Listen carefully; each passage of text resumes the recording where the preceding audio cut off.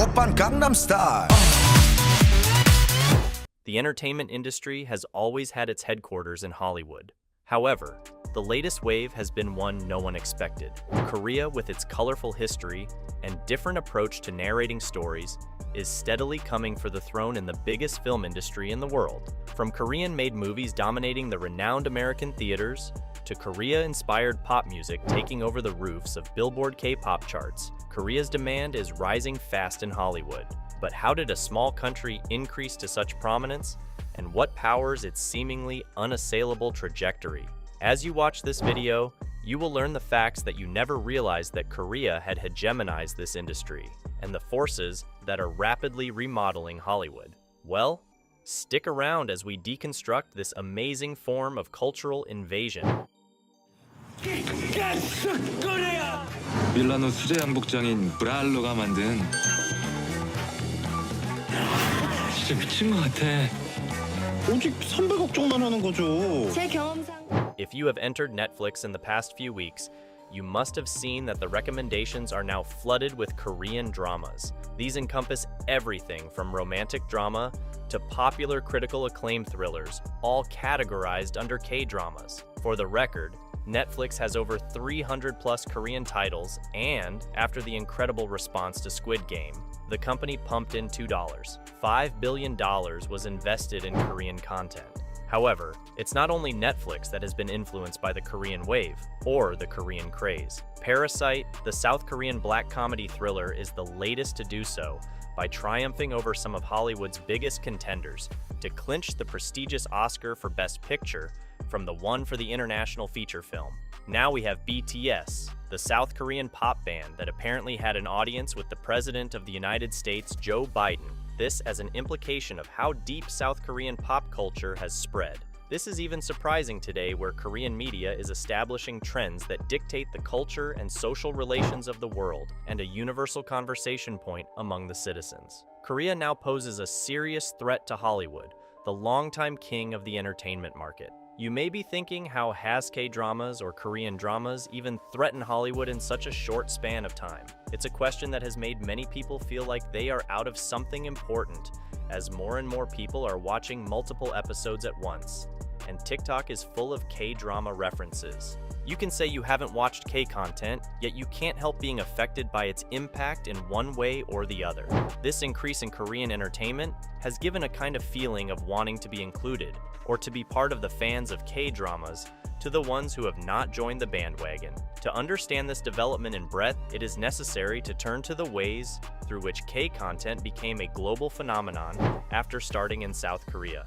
This success might sound abrupt, but in reality, it has been planned and coming for the past 30 years or so. There is even a term that was coined for this, Korean wave, or Hallyu, which is the influx of South Korean cultural products and shows. The journey of Hallyu and K-dramas starts during the period of conflict and transition. Korea was badly affected after the war that raged for 3 years, from 1950 to 1953. More than 2 million people died, and South Korea's economy was annihilated. Having provisionally weathered the storm, North Korea resumed climbing within 3 years, while South Korea began doing so later, from 1961, when the military under General Park Chung-hee seized power. Park concentrated the business on industrialization and supporting enterprises.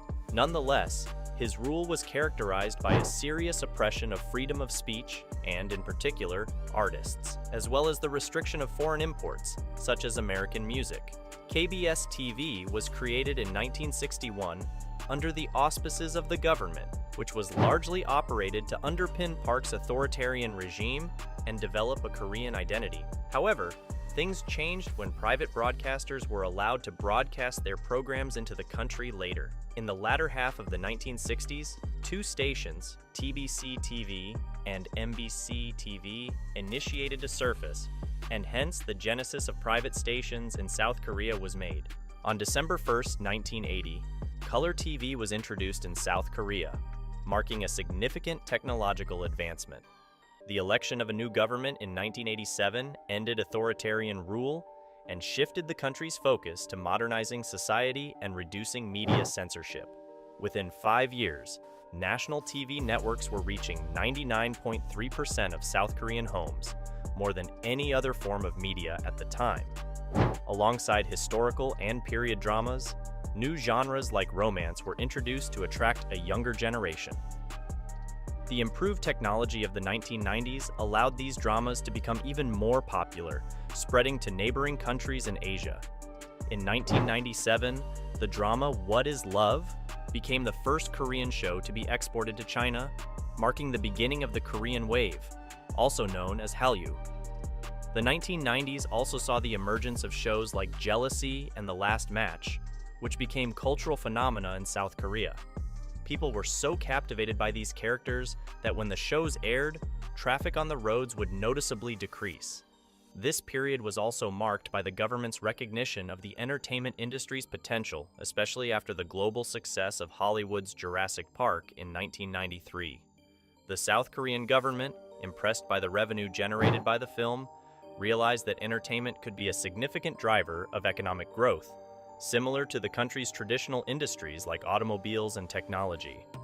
However, the Asian financial crisis of 1997 dealt a severe blow to South Korea's economy, forcing the government to seek a $57 billion emergency loan from the International Monetary Fund, IMF.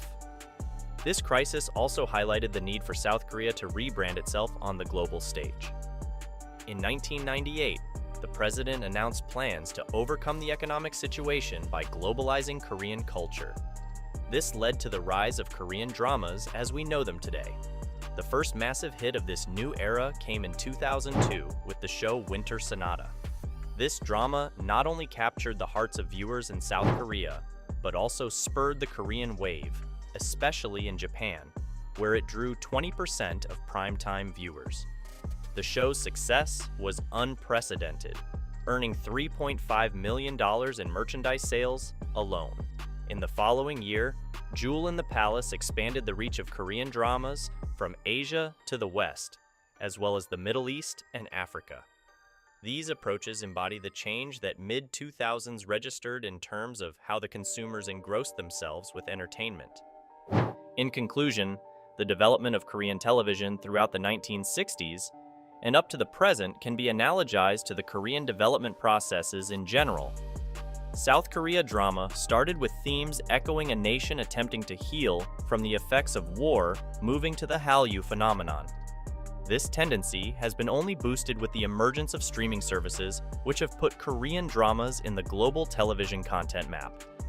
For more information, subscribe, like, and comment on your favorite K-drama.